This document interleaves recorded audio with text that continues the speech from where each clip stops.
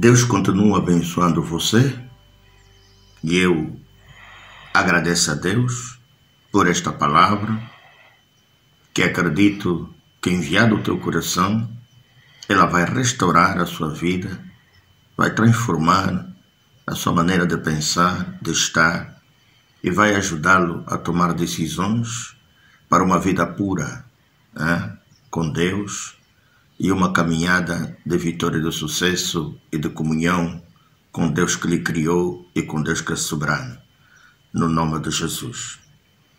Nós vimos que em João capítulo 6, versículo 63, Jesus Cristo disse: o Espírito é o que vivifica, a carne para nada aproveita. As palavras que eu vos disse são Espírito e vida. Então já vemos aqui a importância da palavra em nossas vidas, a palavra de Deus, e o que ela pode fazer em nossas vidas, porque ela é Espírito e ela é vida. Que não basta só nos preocuparmos com a saúde do corpo através dos meios e dos instrumentos naturais que a ciência põe à nossa disposição, para manter um corpo musculado, um corpo higiênico, um corpo bem vestido, com boa aparência, um corpo, enfim, que possa nos dar mais tempo de vida ou de permanência aqui neste mundo físico. Mas que tudo começa no espiritual, para que possamos ter um espírito saudável, alma saudável, corpo saudável e agradáveis a Cristo. E esta é a lição cujo tema é como manter seu espírito e alma e corpo saudáveis e agradáveis a Deus. E vamos falar do subtema número 1, que é como ter um espírito saudável. A palavra de Deus para as nossas vidas. Em Provérbios, capítulo 4, versículos 20 a 23, diz o seguinte: filho meu, atenta para as minhas palavras, as minhas razões inclina o teu ouvido. Não as deixa apartar-se dos teus olhos. Guardas no meio do teu coração, porque são vida para os que as acham e saúde para o seu corpo. Sobretudo o que se deve guardar, guarda o teu coração, porque dele procede as saídas da vida. Aqui Deus está a dizer o seguinte: filho meu, atenta para as minhas palavras, as minhas razões inclinam os teus ouvidos, não as deixa apartar dos teus olhos, guardas no meio do teu coração. Deus está a falar da importância da meditação da palavra, a importância de meditar na palavra, através da leitura da Bíblia e através da meditação daqueles versículos, daquelas palavras que lhe trazem conhecimento, e ao praticar esse conhecimento você andará em sabedoria e lhe vai dar discernimento para conduzir-se prudentemente aqui neste mundo e fazer prosperar o seu caminho e trazer vida à sua alma, ao seu corpo. Porque são vida para os que as acham e saúde para o seu corpo. Então a meditação na palavra de Deus, a leitura da palavra de Deus, ela lhe traz conhecimento para fazer prosperar a sua vida aqui da terra e fazer você prudente. Em Hebreus, capítulo 4, versículos 12 a 13, diz o seguinte: porque a palavra de Deus é viva e eficaz. Lembra-se que Jesus te disse: as palavras que eu vos disse são espírito e vida. Porque a palavra de Deus é viva e eficaz, e mais penetrante do que espada alguma de 2 gumes, e penetra até a divisão da alma e do espírito, e das juntas e medulas, e é apta para discernir os pensamentos e intenções do coração. E não há criatura alguma encoberta diante dela. Antes, todas as coisas estão nuas e patentes aos olhos daquele com quem temos de tratar. Isto está a dizer que a palavra de Deus é tão poderosa que ela penetra mais profundamente que a espada alguma de dois gumes. E ela penetra até a divisão da alma. Aí já estamos a ver a alma. E do espírito estamos a ver o espírito. E das juntas e medulas está relacionado com o corpo, com a carne. E ela faz com que a criatura alguma esteja encoberto diante dele. Dele quem? Jesus, a palavra. Porque em João 1, e vamos lá, João capítulo 1, João capítulo 1, diz a Sagrada Escritura, revela a Sagrada Escritura, no princípio era o Verbo, e o Verbo estava com Deus, e o Verbo era Deus. Aqui quando o Verbo significa palavra. Ele estava no princípio com Deus, e todas as coisas foram feitas por ele, e sem ele nada do que foi feito se fez. Nele estava a vida, e a vida era a luz dos homens, e a luz resplandece nas trevas, e as trevas não compreenderam. E no versículo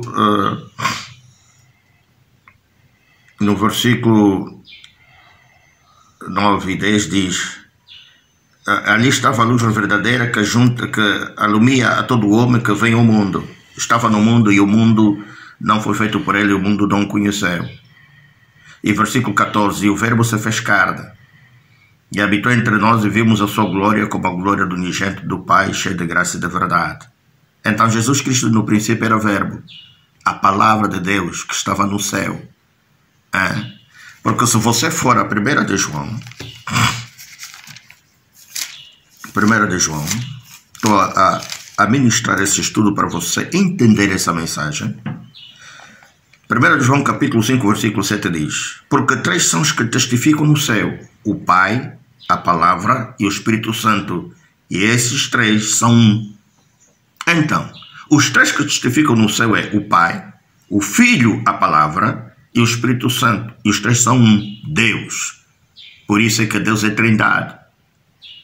Então, a palavra de Deus, ou diante da palavra de Deus, não há criatura alguma encoberta. Todas as coisas estão nuas e patentes aos olhos de Jesus, com quem temos que tratar. Então, a palavra de Deus é o alimento para o seu espírito. Assim como o nosso corpo natural, nosso corpo físico, necessita de cuidados e de alimentação para que ele possa se robustecer, para que possa crescer saudável e manter mais tempo aqui da terra, com os cuidados, assistência médica, medicamentosa e outras coisas mais.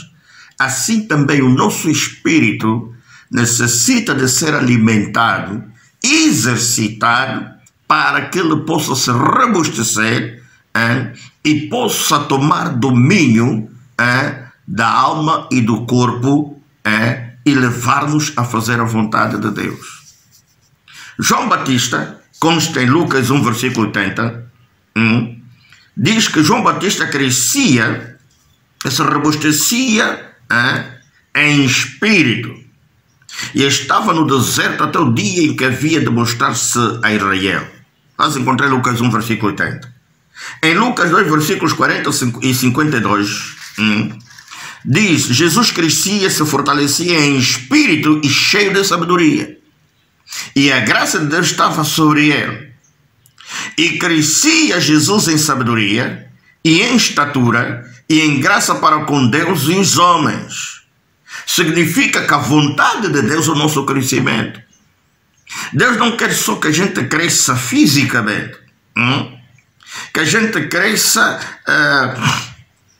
em estatura, mas também Deus prima que cresçamos e nos fortalecemos em espírito, em sabedoria e em graça para com Deus e para com os homens. Deus quer um crescimento multifacético do homem, dos seus filhos. E eu já estou a falar como ter um espírito saudável. Eu olhei muito para a vida de Daniel. Meditei para a vida de Daniel. Acerca da vida de Daniel, do seu andar com Deus, da sua caminhada com Deus. Que depois de Deus ter decidido castigar Israel e levá-lo à escravidão, colocá-lo sob o jugo do rei Nabucodonosor, levá-los à Babilônia,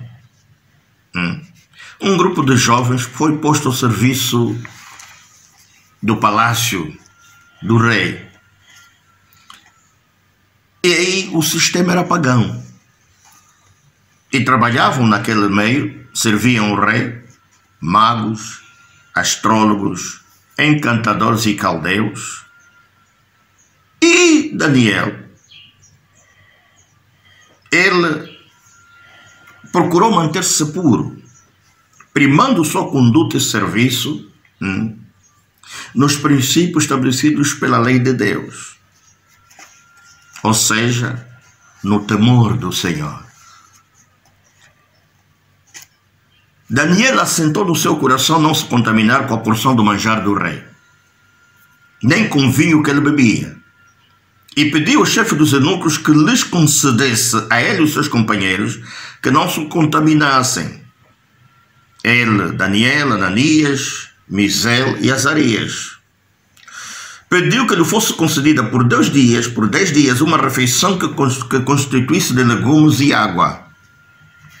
E ao fim de 10 dias, por causa do temor do Senhor, e por causa da obediência e submissão à lei de Deus, à palavra de Deus, depois de 10 dias, eles apareceram e seus semblantes eram melhores. Eles estavam mais gordos do que todos os mancebos que comiam da porção do manjar do rei. Porque Deus lhes deu graça e misericórdia. Deus lhes deu conhecimento e inteligência em todas as letras e sabedoria. E a Daniel Deus acrescentou entendimento em toda visão e sonhos. Você lê o capítulo 1 de Daniel, você vai encontrar essas coisas. E eles foram achados 10 vezes mais doutos que todos os magos, astrólogos que havia em todo o reino de Nabucodonosor. Deus é tremendo. Quando nós vivemos pela sua palavra, então já podemos ver que a observância das leis, dos mandamentos, dos princípios espirituais, no temor de Deus, garante saúde espiritual, como também sustenta nossa alma e nosso corpo. Meus irmãos, minhas irmãs, Daniel e seus companheiros tiveram sucesso. Eles foram libertos e protegidos das armadilhas dos seus inimigos. Suas orações foram ouvidas e respondidas por causa do temor de Deus, por causa do amor a Deus e por causa do amor ao próximo também. Eles foram livrados do forno do fogo ardente, a encontrar no capítulo 3 de Daniel. Foi livrado da cova dos leões, vai encontrar no capítulo 6 de Daniel. Ele foi exaltado sobre os seus inimigos, porque nele havia um espírito excelente. Ele era fiel e não se achava nele nenhum vício, nem culpa alguma. A observância da lei de Deus, viver pela palavra de Deus, ela aperfeiçoa o teu caráter.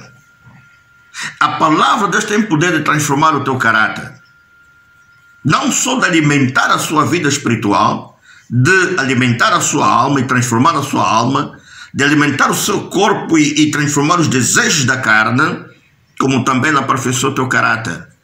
E inculta em ti o caráter de Cristo. Diz aqui que Daniel tinha um caráter excelente. Ele tinha um espírito excelente. Ele era fiel. E não se achava nele nenhum vício nem culpa. Aleluia! Você poderá consultar isso em Daniel capítulo 6, versículos 3 e 4 e Daniel capítulo 2, versículo 48 e 49. E poderá encontrar-se referências acerca de Daniel. Isto é estimulante.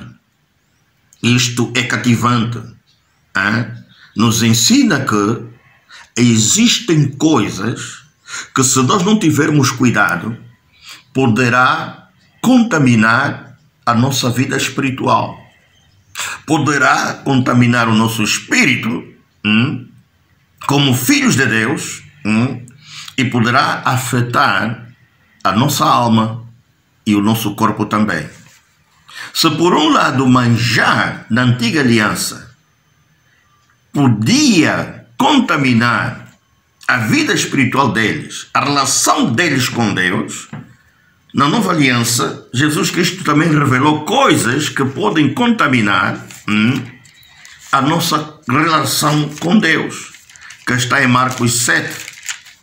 Marcos 7, versículos 14 a 23, diz: E chamando outra vez a multidão, disse-lhe Jesus: Ouvi-me vós todos e compreendei. Nada há fora do homem que, entrando nele, o possa contaminar, mas o que sai dele, isso é que contamina o homem. Se alguém tem ouvidos para ouvir, ouça. Depois, quando deixou a multidão e entrou em casa, os seus discípulos interrogavam acerca desta parábola. E ele disse-lhes: Assim também vós estáis sem entendimento? Não compreendeis que tudo que de fora entra no homem não o pode contaminar? Porque não entra no seu coração, mas no ventre, e é lançado fora, ficando pura todas as comidas. E dizia: O que sai do homem, isso contamina o homem. Porque do interior do coração dos homens saem os maus pensamentos, os adultérios, as prostituições, os homicídios, os furtos, a avareza, as maldades, o engano, a dissolução, a inveja, a blasfêmia, a soberba, a loucura. E todos estes maus procedem de dentro e contaminam o homem. Jesus está a dizer que a comida não te contamina espiritualmente. Jesus está a dizer que contamina o homem são as coisas que saem do seu interior, do seu coração. E descreveu as obras que produzem contaminação na vida de um filho de Deus, que contamina o nosso espírito. Então, é necessário termos cuidado e atenção com aquilo que permitimos sair de dentro de nós. Porque mais Jesus Cristo disse: a candeia do corpo são os olhos, de sorte que se os teus olhos forem bons, todo o teu corpo terá luz. Se porém os teus olhos forem maus, o teu corpo será tenebroso. Se portanto a luz que em ti há são trevas, quão grandes serão tais trevas. Então, ter um espírito saudável, excelente como Daniel, como ter, como fazer? Deus abençoe, continuamos na próxima lição.